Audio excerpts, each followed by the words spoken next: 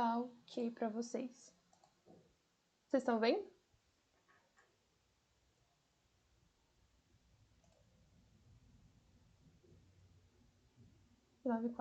Oi, Fabi, oi, Jussi. Acho que tem também outras duas meninas aqui que eu nunca vi, mas prazer. Ah, não, Leonardo. Oi, Leonardo, oi, Rafaela. Oi, gente. Tá, eu vou fazer uma revisão então de filosofia para Enem. Cadê? Aqui. O primeiro slide é para mostrar os assuntos mais recorrentes que caem no Enem, mas obviamente que a gente não vai conseguir falar de tudo nessa aula. Então eu separei os que são mais essenciais para a gente abordar e vocês terem, acho que, um bom entendimento para a prova e fazer e se dar bem nas questões. Bem, a gente vai começar com filosofia pré-socrática. Acho que não só porque cai esses exemplos de exercício no Enem, mas também porque ele que dá base no começo da filosofia, ou seja, não dá para você entender o que acontece lá no século XVI e lá no século XX, filosofia moderna, etc., sem você conseguir entender qual que foi o que levou a esses seres humanos a começar a tentar entender o que é a natureza em si, o que é a essência das coisas, etc. Então, se vocês lembram, na Idade Antiga havia muitos mitos, havia muitas histórias fantásticas tentando explicar a origem do universo. E eles usavam muitos personagens, usavam animais, deuses, etc., para explicar qual é a essência do universo, como tudo foi criado. Por exemplo, mitologia grega, mitologia romana, e também outros tipos de filosofia e outros tipos de mitologia que vocês acho que já conhecem.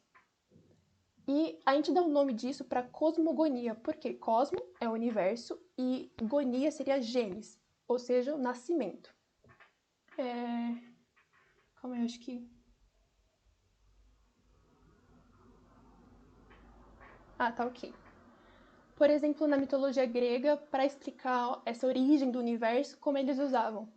Eles falavam do mito de Cronos, que Cronos era o pai dos deuses e todo filho de Cronos que nascia era morto por ele para ninguém assumir o trono de Cronos.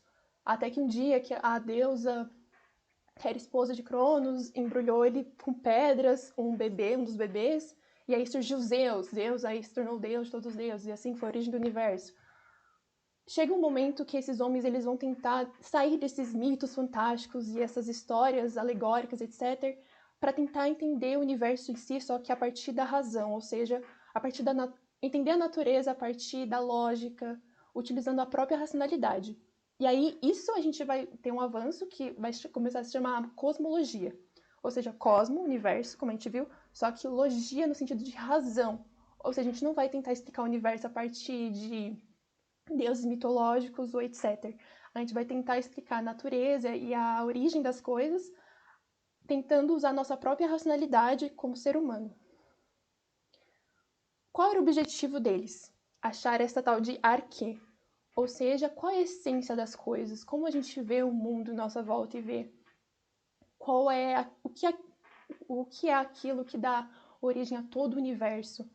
Então, o que é primordial? E isso vai criar uma diferença em vários autores que a gente vai ver. Não, a gente não precisa ver isso de forma assim bem aprofundada, mas só você ter uma ideia que havia essa distinção. Isso que eram os filósofos pré-socráticos, eles estavam tentando achar ali a essência das coisas. Aí tem Tales de Mileto, ele vai achar que a água é a essência de todas as coisas. Tem Pitágoras, que acha que é a matemática.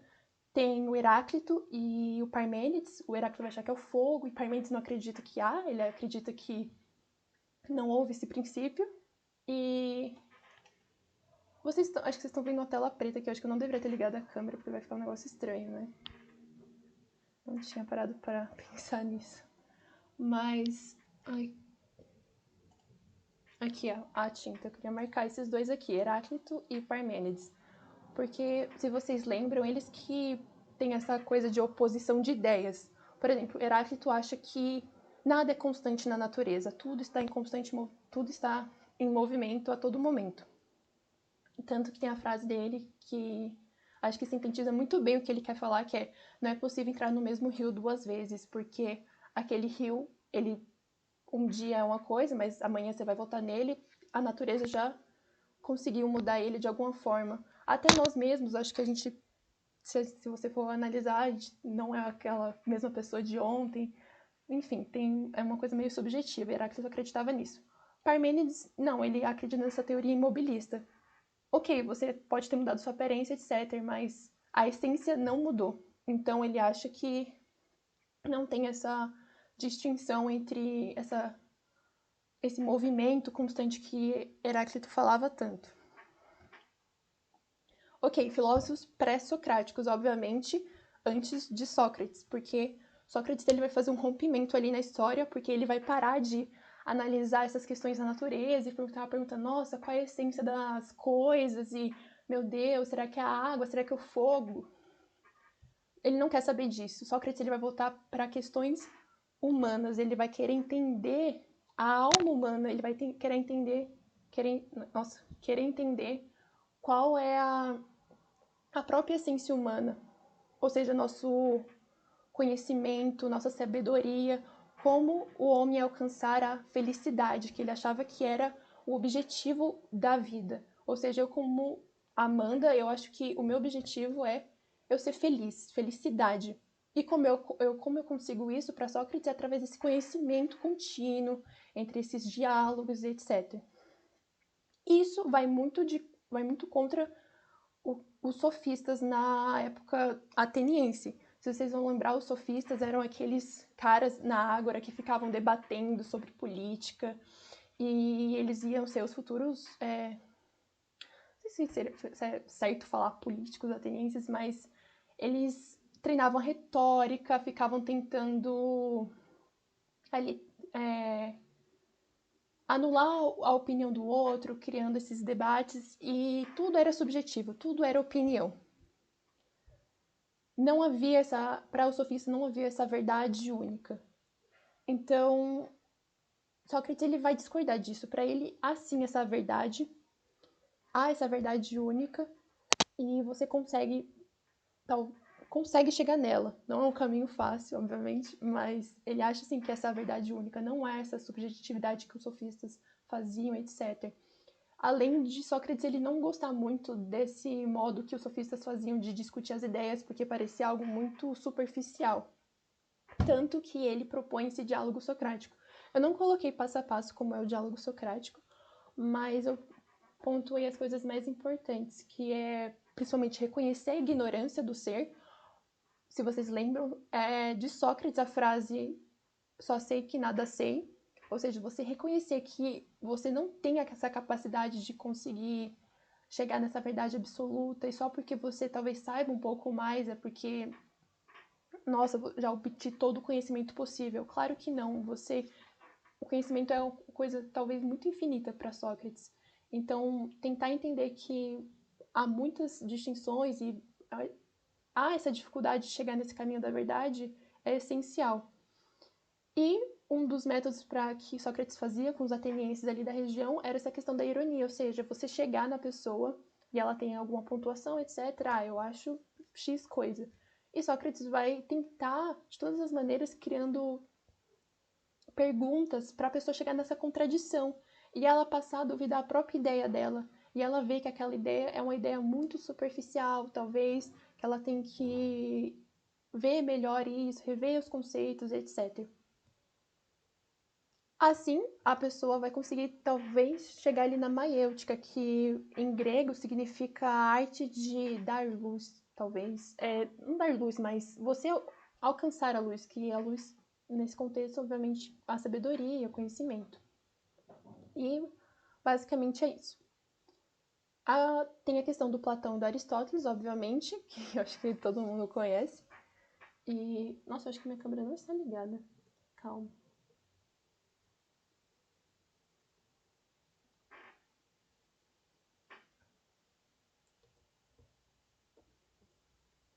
Ai, gente, desculpa, eu, na verdade, eu esqueci desse. Mas eu acho que não vai ligar, porque... Ah, ligou. Perfeito. Enfim, deixa eu continuar. Tem a questão do Platão e Aristóteles, que é muito importante também. Platão vai discutir ali sobre a teoria metafísica dualista. Lembrando que Platão, ele que funda a Academia Ateniense, que é onde Aristóteles vai estudar, Aristóteles era discípulo, etc. Aí vocês lembram daquela história de ele conseguir contrariar o próprio mestre dele, etc. Mas então, Platão ele vai ali criar a teoria metafísica dualista, onde ele divide o mundo em duas partes.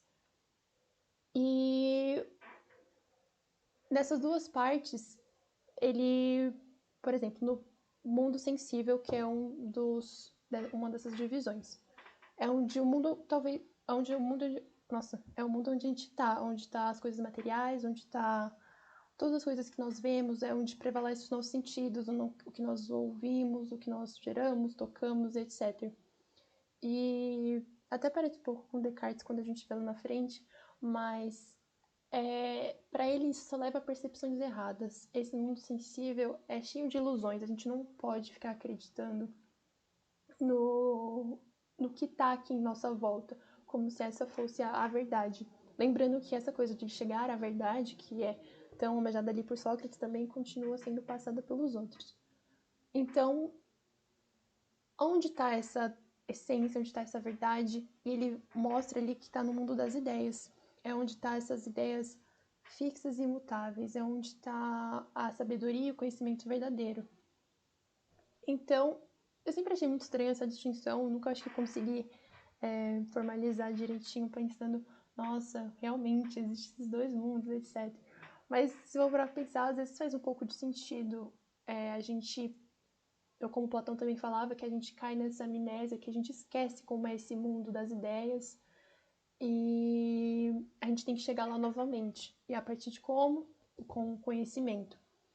E acho que uma forma de ilustrar isso perfeitamente é o mito da caverna, que aparece no livro dele da República, que acho que vocês conhecem, estão cansados de ouvir esse mito da caverna, que havia vários prisioneiros dentro de uma caverna e eles só conseguiam ver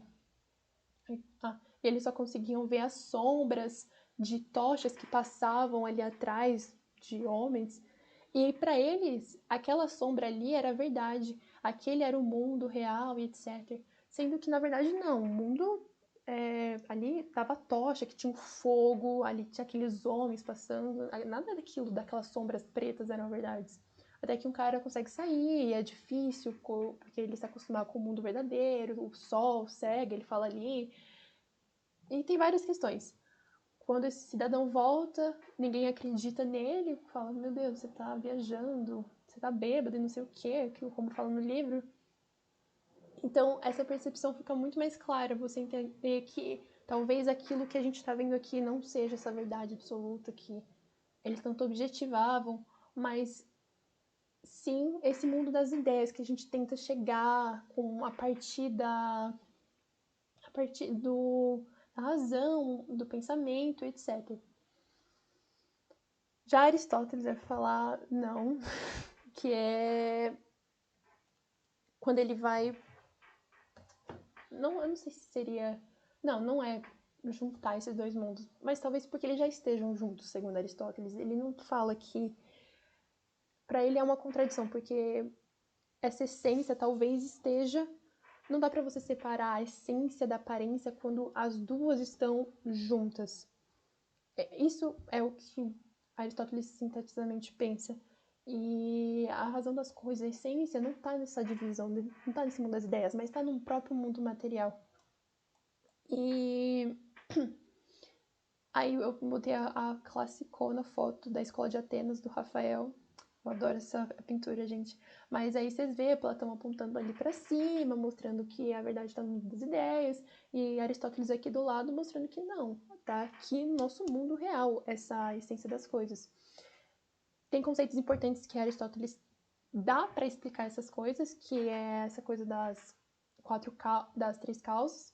Na verdade é quatro, acho que faltou a causa formal, mas eu não sei porque eu pulei ela, mas enfim.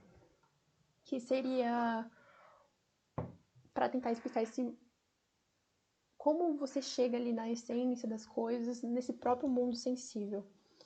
E aí, por exemplo, se eu pegar esse copo aqui, e aí, meu Deus, caiu água. Finge que não aconteceu isso. Se eu entender qual é, talvez, a essência desse copo, ou seja, por que ele está aqui, etc. Era um questionamento que eles faziam. Tem a causa material, que seria, acho que a matéria-prima, ou seja, se é um copo que eu tô falando de plástico, eu tô falando de petróleo, talvez.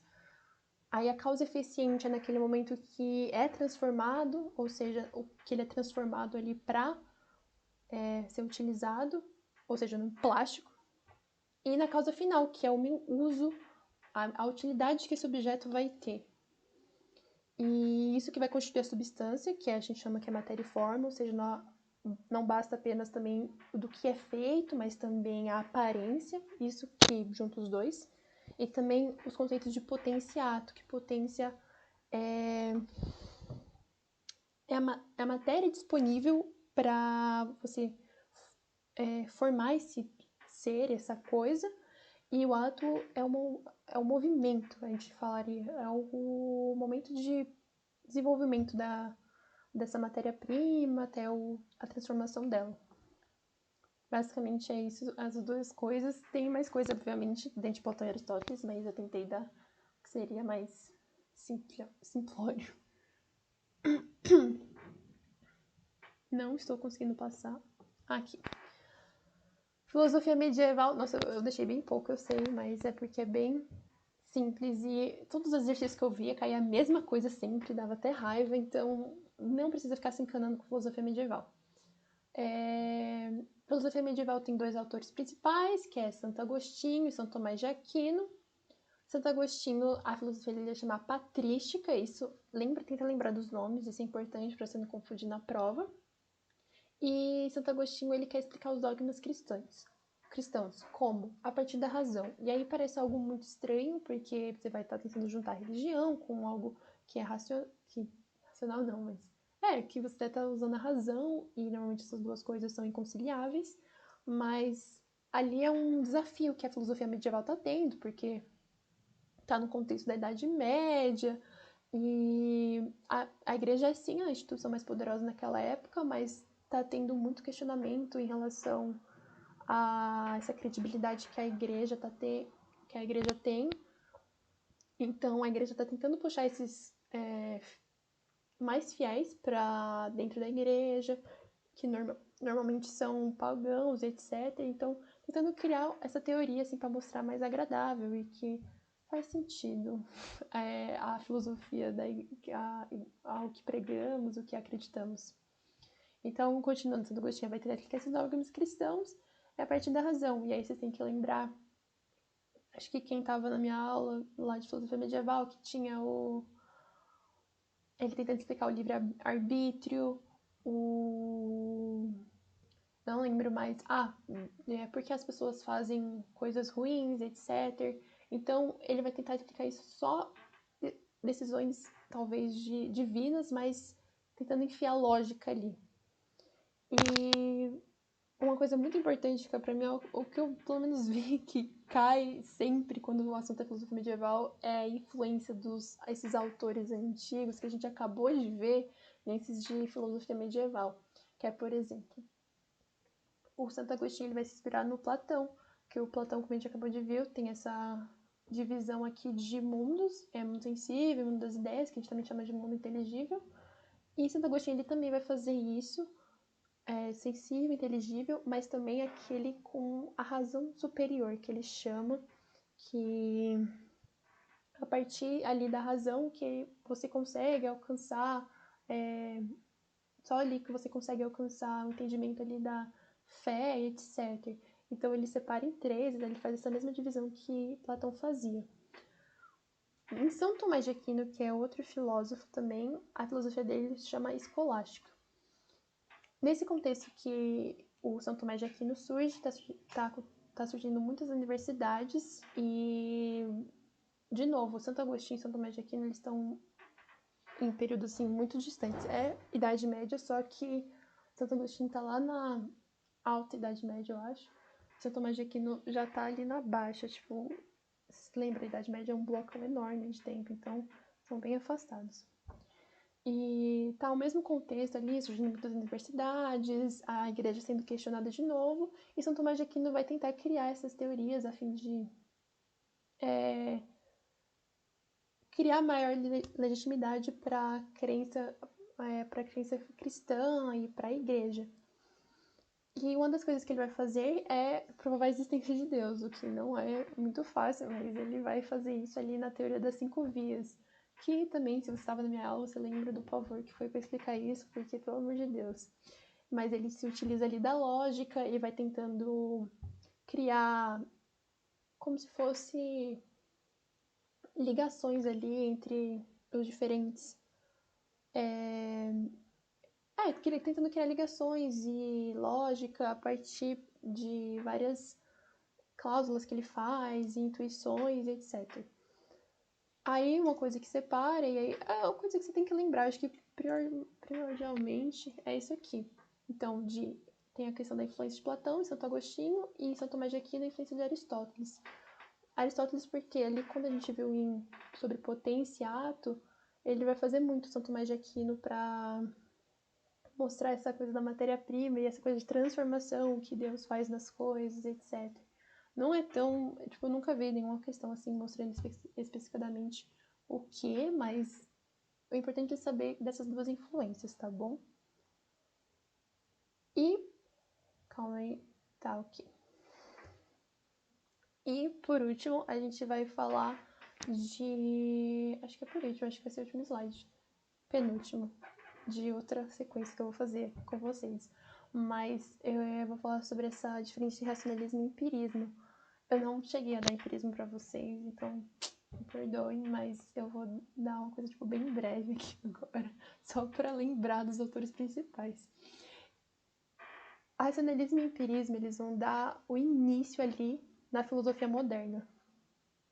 E aí, se vocês forem lembrar, essa filosofia moderna, ela tá ali com a ascensão da razão e, como vocês já sabem, tentando afastar aquelas questões religiosas que a gente acabou de ver. Então, é sempre interligado esses movimentos.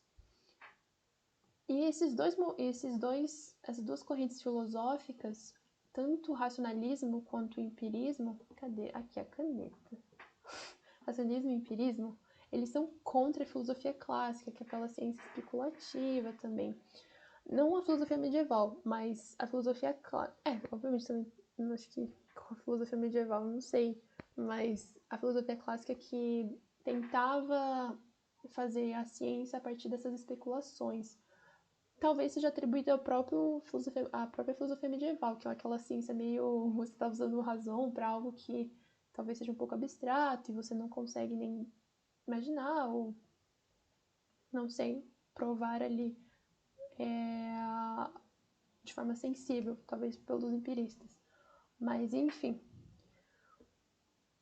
Por mais que eles tenham essa semelhança, eles também têm suas distinções. Que é como... A distinção que esses dois têm é a partir de qual vai ser o método que eles vão utilizar para chegar nessa verdade. O racionalismo, basicamente, ele vai utilizar a razão, é só a razão que você consegue chegar, enquanto o empirismo, ele acredita mais nas experiências sensíveis, ou seja, a partir de toque, da visão, ou seja, eu estava ali fazendo experimento, etc. É basicamente isso, os dois. E que provavelmente é uma coisa bem relevante que talvez caia. No racionalismo a gente tem o Descartes, que a gente teve aula dele. Eu gosto dele, o Descartes é muito legal. E basicamente o que eu acabei de falar, razão para encontrar as verdades. E ele vai começar a questionar todo o conhecimento, pelo menos ele estimula que você questione todo o conhecimento que você já recebeu e tentar rever, sempre que chegar alguma informação nova, você tentar utilizar o que ele chama também do método cartesiano, que eu acho que eu até coloquei aqui, que ele coloca esse método aqui, e aí tem esse primeiro método, que é a regra da evidência, ou seja, essa informação que acabou de chegar, é legítima? Eu consigo duvidar dela? Se é duvidável, você já tem que começar a pensar. Se há alguma brecha que ela não seja verdade, ela já tem que ir no campo da dúvida. Regra da análise, então dividir o problema em várias partes, ao invés de entender o todo. Isso aqui assemelha muito à matemática, ou seja, ao invés de resolver o problema todo de uma vez, eu vou o quê? Vou separar em partes e tentar entender cada parte dessa informação para ver aonde eu quero chegar. Aí, síntese é basicamente... Oh, meu Deus, cadê meu... síntese é basicamente também a mesma coisa, assim, partindo do simples ao complexo, e chegando na regra da enumeração.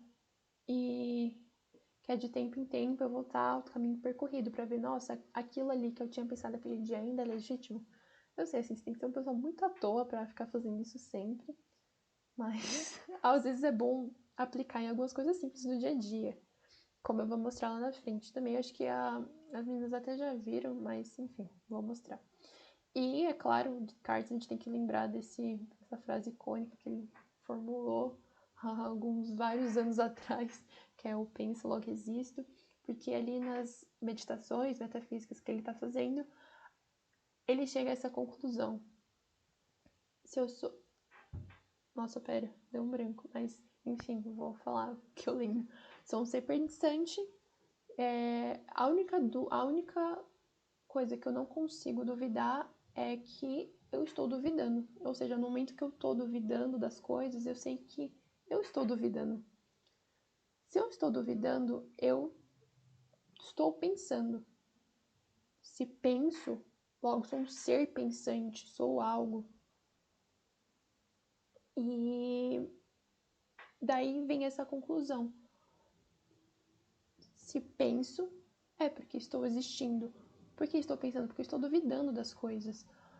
E mesmo que há esse tal de gênio maligno que ele fala, eu não coloquei aqui, mas enfim, mesmo que haja esse gênio maligno que talvez tente me manipular, etc., eu sei que eu tô duvidando dele. No momento que eu tô pensando nisso, eu estou duvidando. Então, minha afirmação continua verdadeira, independentemente.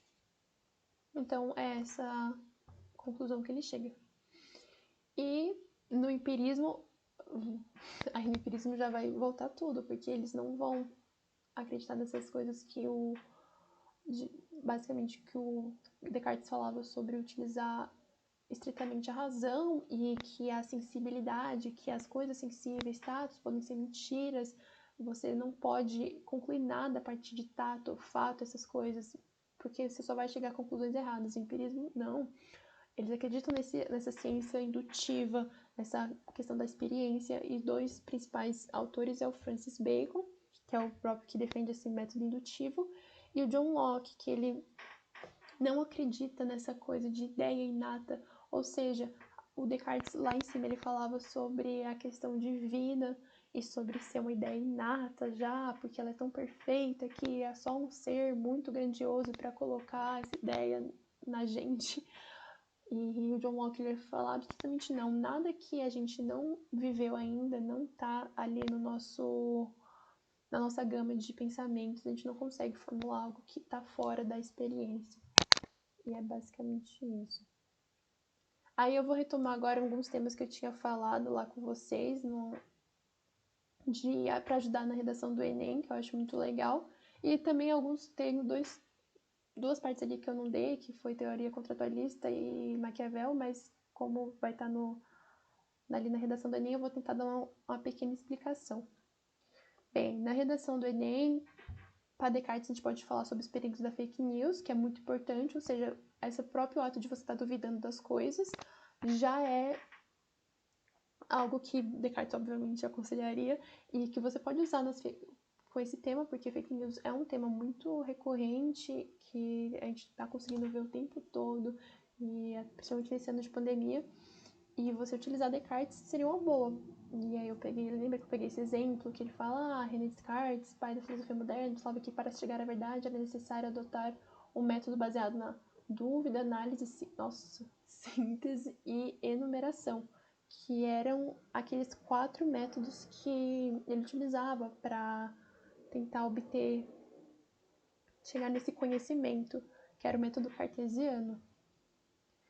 Outra coisa que vocês podem utilizar também é na impressão do acesso ao cinema. Obviamente o sistema já caiu, né? Mas então, usaram o Descartes, que é uma frase dele que é: não existe métodos fáceis para resolver problemas difíceis. Ou seja, na verdade essa frase é super coringa, então eu aconselho muito vocês anotar ela, utilizem-a, muito boa.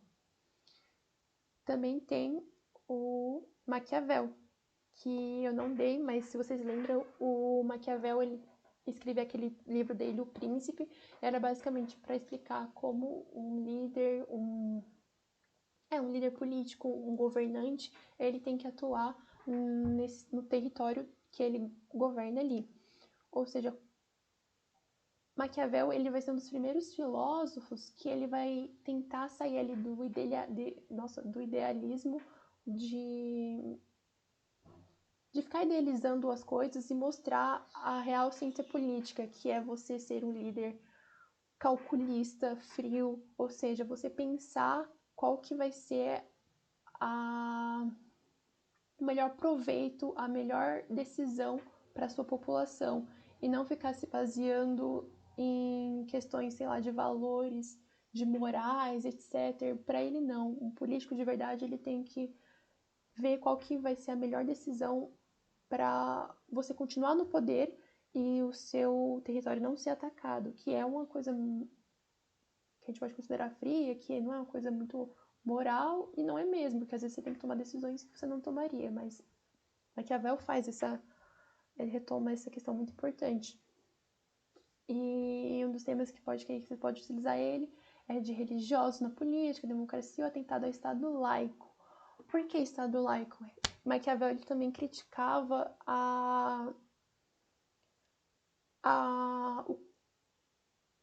como a igreja conduzia e como ela defendia o posicionamento político. Ou seja, nossa, tô falando muito ou seja, desculpa, pessoal. Mas, enfim, a igreja ela se deitava ali naquela coisa moral, religiosa, de um homem bom e de um homem que se preocupa com o outro, que é tanto um pouco dos 10 mandamentos.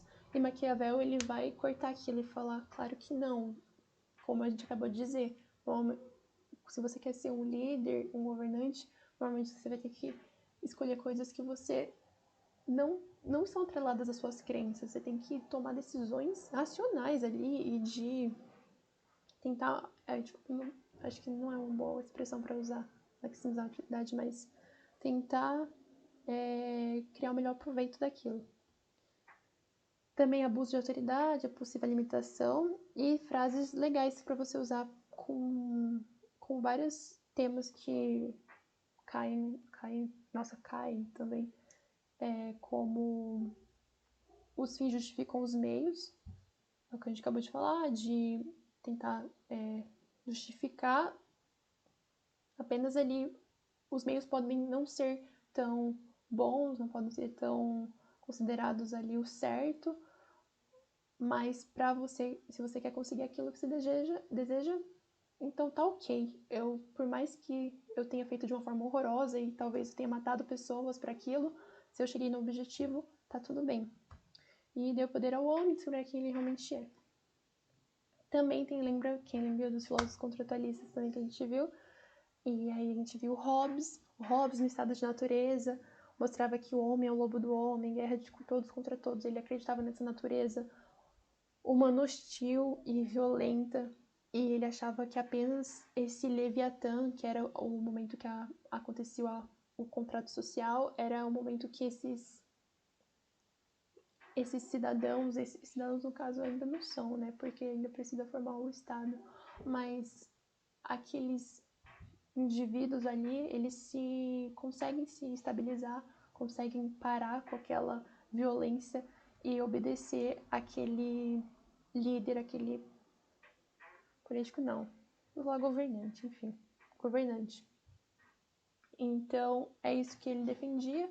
Ele via até aquela visão bem absoluta, aquela figura única, ou poucas pessoas ali no poder, e remetia muito à monarquia, se você for parar para analisar, o absolutismo também.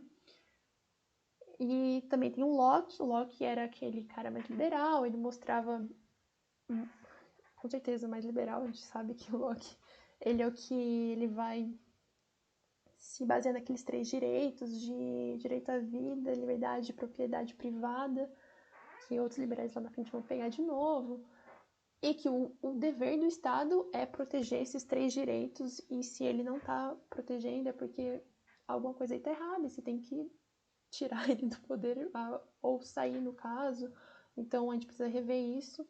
Então, para ele é essencial a proteção desses 3 direitos, lembra? Locke, 3 direitos essenciais, e a natureza humana ela não é tão hostil igual a de Hobbes também. Os homens, eles têm essa... não tem essa questão de, meu Deus, parece uma... não vou falar anarquia, né? Mas naquela guerra de todos contra todos. Para ele há talvez essa... não cooperação, mas você consegue se relacionar com o outro. Tem o Rousseau, que ele mostra o estado de natureza, mas como bem sereno e bem diferente dos outros. E aí ele vai ser...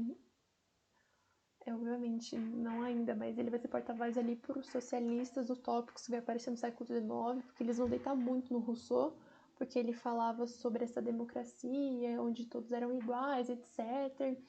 E que o homem era em si bom, mas a sociedade que o corrompia, que é a frase que vocês conhecem dele, e para você conseguir atingir sair desse estado de natureza que ele estava incluído, você também tinha que fazer o contrato social, e para ele acreditava mais na democracia, ali uma democracia mais direta, onde os próprios indivíduos participavam das decisões políticas, etc. E é isso. Não descartar. Pronto. Nossa.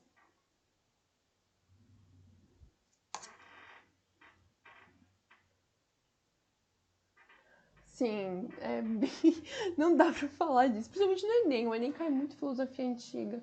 Eu fiquei pensando, porque daqui a pouco eu tinha uma aula, eu falei, meu, o que eu posso falar de principal assim pra eles? Obviamente, idade antiga cai muito. Platão, Aristóteles, Sócrates, sempre cai, eu vejo. Então, já aguardem. Mas acho que vocês têm dificuldade de filosofia? Não, né? Ou não?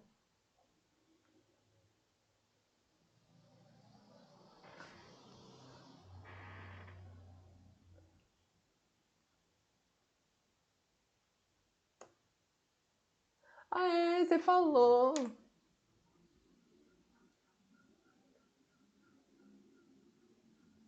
Ah, é, você falou. Nossa, eu lembro.